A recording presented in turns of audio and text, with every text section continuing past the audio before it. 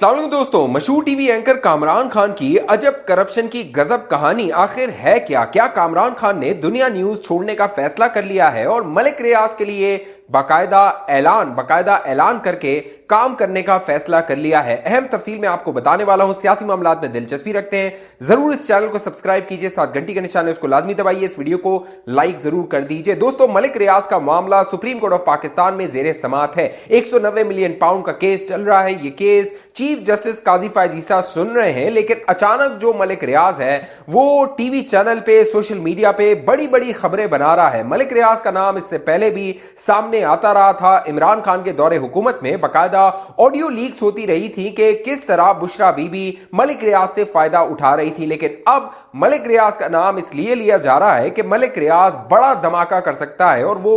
चशम कुशा इंकिशाफात कर सकता है कि किस तरह इमरान खान के दौरे हुकूमत में वो माल बनाने के लिए माल लुटाता रहा था, किस तरह इमरान खान और बुशरा बीबी उससे माल निकालती रही थी और फिर उसकी जो फाइलें हैं उनको पहिया लगाया जाता रहा था। अब दोस्तों, मामला यह है कि मलिक रियाज के हवाले से यह खबर सामने आई कि उन्होंने एक इंटरव्यू रिकॉर्ड करवा लिया है। जावेद चौधरी मशहूर सहाफी हैं, उन्होंने वीलॉग किया, इस पर उन्होंने बताया कि मलिक रियाज ने एक इंटरव्यू करवा लिया है, लेकिन अब मजीद जो इंकशाफात और मजीद हकाइक है वो मंजर आम पर आ गए हैं। अब मलिक रियाज ने इस बात की तस्दीक कर दी है कि उन्होंने इंटरव्यू रिकॉर्ड करवा लिया है, लेकिन ये जो इंटरव्यू है ये एक इंटरव्यू नहीं है, ये 3 इंटरव्यूज हैं, यानी 3 इसके एक साथ हैं, 3 एपिसोड्स हैं। पहला जो इंटरव्यू है मलिक रियाज के बकौल उन्होंने रिकॉर्ड करवा दिया है, उसमें बड़े बड़े दावे, बड़े बड़े इंकशाफात कर दिए हैं। बाकायदा मलिक रियाज के मुताबिक उन्होंने उन लोगों के नाम लिए हैं जो उनसे बाकायदा वो अहम ओहदों पर थे, चाहे साकिब निसार हो, चाहे जर्नैल हो, जजेस हो। उन्होंने इमरान खान से मलिक रियाज से फायदे लिए इमरान खान के दौरे हुकूमत में, और फिर मलिक रियाज को लगता है कि उनके साथ हाथ हो गया है। अब ये जो 2 इंटरव्यूज है, ये कब इंटरव्यू पहला नशर होगा, उसके बाद 2 कब आएंगे, इस हवाले से मुतजाद खबरें आ रही हैं। अब देखना है कि मलिक रियाज का यह इंटरव्यू कब टीवी चैनल पे या सोशल मीडिया पे जारी किया जाता है। लेकिन मलिक रियाज ने अब यह इल्जाम भी लगा दिया है कि उनके साथ जो धोखा किया गया, उस धोखे में शहजाद अकबर ने कलीदी किरदार अदा किया था। वही शहजाद अकबर जो कि इमरान खान के दौरे हुकूमत में एहतसाब अकबर के नाम से मशहूर थे, बाकायदा रोज टीवी चैनल पे प्रेस कॉन्फ्रेंस किया करते थे और नून लीग और दीगर जो पार्टीज हैं उनकी करप्शन के हवाले से कागज उठा के बाकायदा प्रेस कॉन्फ्रेंस में बयानात दिया करते थे। और मशहूर जमाना जो मरहूम अरशद शरीफ हैं, उनके प्रोग्राम में आके वो बाकायदा एक घंटे तक जो है वो गुफ्तगू किया करते थे। और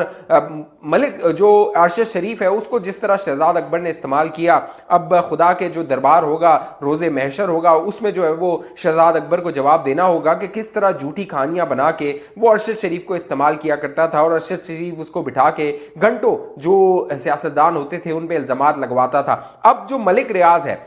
उसको यह एहसास हो गया है कि जो 190 मिलियन पाउंड वाला उसका केस था, जो कि बरतानिया में नेशनल क्राइम एजेंसी ने मलिक रियाज का पाकिस्तान से जो दौलत वहां गई थी उसको पकड़ लिया था, फिर उस दौलत के हवाले से हुकूमत पाकिस्तान को आगाह किया गया था। और दिलचस्प बात यह हुई कि जो बंदा था आगे जिसको बरतानिया की हुकूमत ने आगे आगाह किया वो शहजाद अकबर था। तो शहजाद अकबर को यह हसीन मौका मिल गया कि वो वहां पर माल बनाए, मलिक रियाज की जेब से माल निकाले और फिर जो इमरान खान है उसको भी मामू बनाए। अब मलिक रियाज को यह लगता है कि जो शहजाद अकबर था उसने उनके साथ भी धोखा किया और इमरान खान के साथ भी धोखा किया, और वो इस तरह किया कि ये जो 190 मिलियन पाउंड थे जो कि बरतानिया से पाकिस्तान आने थे, ये जो पैसा था ये शहजाद अकबर ने एक स्कीम बनाई, और वो स्कीम ये बनाई मलिक रियाज को दी गई कि जो उनका केस है सुप्रीम कोर्ट ऑफ पाकिस्तान में जिसमें उन पर 460 अरब रुपए का जुर्माना लगा हुआ है, तो शहजाद अकबर ने मलिक रियाज को बताया क्यों ना ये जो 190 मिलियन पाउंड है उसको सुप्रीम कोर्ट के अकाउंट में एडजस्ट करवा दिया जाए। तो यही मामला हुआ। मलिक रियाज ने बाकायदा वो जो मलिक रियाज का अकाउंट था उससे वो जो पैसा था वो सुप्रीम कोर्ट ऑफ पाकिस्तान के अकाउंट में आ गया, और जो उस वक्त की काबीना थी उससे ये मंजूरी ले ली गई शहजाद अकबर की जानिब से और इमरान खान की मर्जी के मुताबिक कि इस मामले पर अब कोई बात नहीं होगी, ना बयान दिया जाएगा, ना गुफ्तगू की जाएगी, वो शेख रशीद है, वो टीवी इंटरव्यू में बता चुका था कि हमें कहा गया है कि इस पर गुफ्तगू नहीं करनी है। लिहाजा जो इमरान खान था उसको शहजाद अकबर ने यह बताया कि मैं लूटी हुई दौलत ले आया हूं, तासुर ये दिया गया, हम पैसा ले आए हैं। बाकायदा फैसल वावड़ा कहता है मैं तो उस काबीना के इजलास में बैठा हुआ था, मैंने कहा कि अगर हम इतना पैसा लेकर आए हैं, बाकायदा असद उमर ने भी कहा कि हम लूटी हुई दौलत लाएं तो हमें तो लोगों को बताना चाहिए कि हम पाकिस्तान का जो अवाम का लूटा हुआ दौलत थी, माल था, वो हम पाकिस्तान लेकर आए हैं। लेकिन नहीं, वहां पर दो नंबरी की जा रही थी, तो वहां पर खामोशी तारी की गई, खामोश रहने का कहा गया और कहा गया इस पर बात नहीं करनी क्योंकि अंडर द टेबल जो है वो मलिक रियाज से माल ले लिया गया था। अब दोस्तों मामला यह है कि जो मलिक रियाज साहब हैं वो साकिब निसार के बारे में भी बड़े इंकशाफात करने वाले हैं और बताया ये जा रहा है कि वो बताने वाले हैं कि जो साकिब निसार था वो किस तरह मलिक रियाज से मरात लेता रहा था, कौन कौन सी मरात लेता रहा था। मलिक रियाज का जो बिजनेस मॉडल है वो बड़ा दिलचस्प है क्योंकि जब आप कारोबार करते हैं और आप कारोबार अपने से बड़े ताकतवर लोगों के साथ करते हैं और उन लोगों के साथ करते हैं जो कि फैसले कर रहे होते हैं, रियासत के पॉलिसीज बना रहे होते हैं, तो वो आपके कारोबार में शराकतदार बन जाते हैं। और मलिक रियाज का जो बिजनेस मॉडल है वो भी कुछ इसी तरह का है। मलिक रियाज जजों और जर्नैलों को अपने पास मुलाजमत पे रखता है, बड़ी बड़ी मोटी तनख्वाहें 50 लाख, 1 करोड़, 20 लाख इस तरह की तनख्वाहों पर रखता है ताकि ये जो जज और जर्नैल रिटायर होके आते हैं ये अपने इदारे में इन्फ्लुएंस इस्तेमाल करके, असर रसूख इस्तेमाल करते हुए मलिक रियाज की जो फाइलें होती हैं उनके नीचे पहिए लगवा लेते हैं। तो मलिक रियाज का जो बिजनेस मॉडल है वो इसी तरह का है। और अब मलिक रियाज ने जो फैसला किया है मंजर आम पर आने का, यह भी बड़ा दिलचस्प है और इसके पीछे जो कहानी है वो ये है कि सुप्रीम कोर्ट ऑफ पाकिस्तान में जो 190 मिलियन पाउंड का जो केस है और वो काजी फायज ईसा सुन रहा है, तो ये पूरी मीडिया हाइप बना के, इंटरव्यूज दे के, इल्जामात लगा के, इंकशाफात करके वो जो काजी फायज ईसा पर एक दबाव डाला जाए, उस पर एक असर रसूख इस्तेमाल किया जाए, उसको इस दबाव में लाया जाए कि मलिक रियाज जो है वो अकेला इस जुर्म में शरीक नहीं है, दूसरे भी लोग हैं। लिहाजा एक बड़ा पिंडोरा बॉक्स खुल जाएगा, जो मीडिया टेंशन होगी वो डाइवर्ट हो जाएगी, एक धूल उड़ जाएगी और फिर जो काजी फायज ईसा का दौर है जो कि अगले साल अक्टूबर 2024 में खत्म हो जाना है, तो मलिक रियाज की हिकमत अमली ये होगी कि वो उस दौर का इंतजार करे कि जो काजी फायज ईसा का है वो खत्म हो जाए और काजी फायज ईसा के होते हुए उसके खिलाफ कोई सख्त फैसला ना आए, क्योंकि 460 अरब रुपए का जो जुर्माना लगा था उसमें से जो मलिक रियाज है तकरीबन 100 के 150 अरब रुपए सिर्फ जमा करवा चुका है। बाकी मलिक रियाज के वकला जो हैं वो कहते हैं कि हमें जमीन नहीं मिली इसलिए हम पैसा जमा नहीं करवाएंगे। तो काजी फायज ईसा तो यह तय करके बैठा है, जो कि सुप्रीम कोर्ट में समाअत हो रही है, कि काजी फायज ईसा ने मलिक रियाज का पेट फाड़ के ये पैसे निकालने हैं। लेकिन देखना यह है कि जो काजी फायज ईसा चीफ जस्टिस है वो ये पैसा निकाल पाते हैं या नहीं निकाल पाते हैं। साथ साथ जो मलिक रियाज है उनके बारे में कहा जा रहा है कि वो इमरान खान पर जो इल्जामात हैं उस हवाले से पूछा गया, क्योंकि खबरें आ रही थी कि वो वादा माफ गवाह बन सकता है। तो मलिक रियाज ने जावेद चौधरी साहब को इस बात की तरदीद की है कि वो इमरान खान के खिलाफ वादा माफ गवाह नहीं बनेंगे। उसकी वजह यह बताई गई कि मलिक रियाज के जो ताल्लुकात हैं वो तमाम सियासी रहनुमाओं के साथ हैं, चाहे आसिफ अली जरदारी हो, चाहे नवाज शरीफ साहब हो, चाहे मौलाना फजल रहमान साहब हो, चाहे MQM हो, दीगर तमाम जितनी भी सियासी जमातें हैं वो मलिक रियाज की चौखट पर सजदा रेज रहती हैं, वहां से वो माल लेती रहती हैं, अपने जो इलेक्शन के अखराजात होती हैं उनको मलिक रियाज से वो पूरे करती रहती हैं। और जो 2014 में एक धरना करवाया गया था हमारी एजेंसीज के जो है वो पुष्पनाई से इमरान खान को लाया गया था, नाच गाने का इंतजाम किया गया था इस्लामाबाद के डी चौक में, और कोशिश ये थी कि नवाज शरीफ को जो ऐवान वजीर आजम है वहां से घसीट के निकाला जाए, तो उसके इंतजाम जो था उसमें भी मलिक रियाज ने कलीदी किरदार अदा किया था। तो मलिक रियाज के मुताबिक वो उससे भी पर्दा उठाएगा कि कौन कौन से लोग थे जो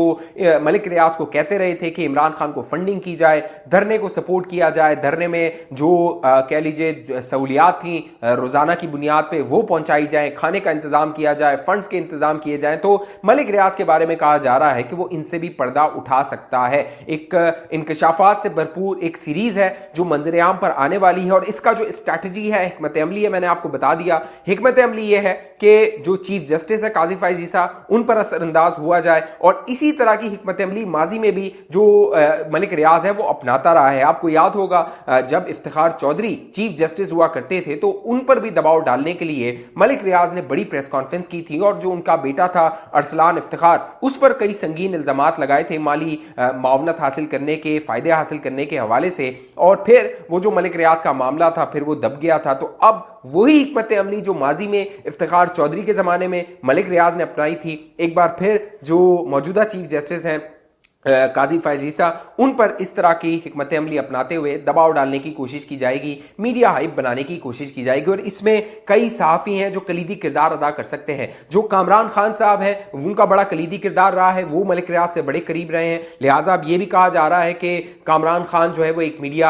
सोशल मीडिया प्लेटफॉर्म लॉन्च करने वाले हैं मलिक रियाज के ईमा पर, और उसमें मलिक रियाज की वो मावनत करेंगे। दुनिया न्यूज़ पर वो काम करते रहेंगे, लेकिन साथ साथ यहाँ पर भी वो काम करेंगे। तो मलिक रियाज को मोहतात रहना चाहिए। कामरान खान साहब ने शुएब शेख के साथ बोल्ड टीवी भी लॉन्च किया था, लेकिन बोल्ड टीवी का जो अंजाम हुआ अब सबके सामने है। शुएब शेख का जो अंजाम हुआ वो सबके सामने है। तो मलिक रियाज को इससे इबरत लेनी चाहिए। दूसरी जानिब जो तहरीक इंसाफ है उसके हवाले से खबर आई है इलेक्शन कमीशन ऑफ पाकिस्तान से, जहां पर 20 दिन की मोहलत दे दी गई है इमरान खान तहरीक इंसाफ को कि अपनी इंट्रा पार्टी इलेक्शन करवाए जाए। अगर 20 दिनों के अंदर ये इंतखाबात नहीं होते तो जो बल्ले का निशान है वो तहरीक इंसाफ से ले लिया जाएगा। यानी अगले जो इंतखाबात 8 फरवरी 2024 को होने हैं उसमें तहरीक इंसाफ बल्ले के निशान पर इंतखाब नहीं लड़ सकेगी। तो अब देखना यह है कि अगले 20 दिनों में ये इंतखाब होता है या नहीं होता, क्योंकि तहरीक इंसाफ का जो चेयरमैन है वो जेल में है इमरान खान, वाइस चेयरमैन जो शामिद कुरैशी है वो जेल में है, जो सदर है परवेज इलाही वो भी जेल में है। तो ये इलेक्शन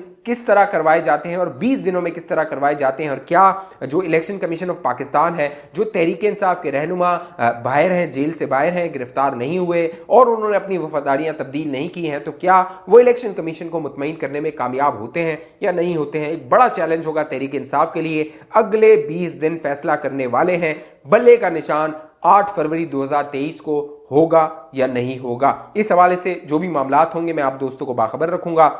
अब तक ये चैनल आपने सब्सक्राइब नहीं किया जरूर सब्सक्राइब कीजिए, साथ घंटी का निशान है उसको लाजमी दबाइए। फेसबुक पे देखने वाले दोस्त पेज को लाइक फॉलो करके इस वीडियो को लाजमी शेयर कीजिए। अगली वीडियो तक मुझे इजाजत दीजिए, अपना ख्याल रखिएगा। पाकिस्तान जिंदाबाद।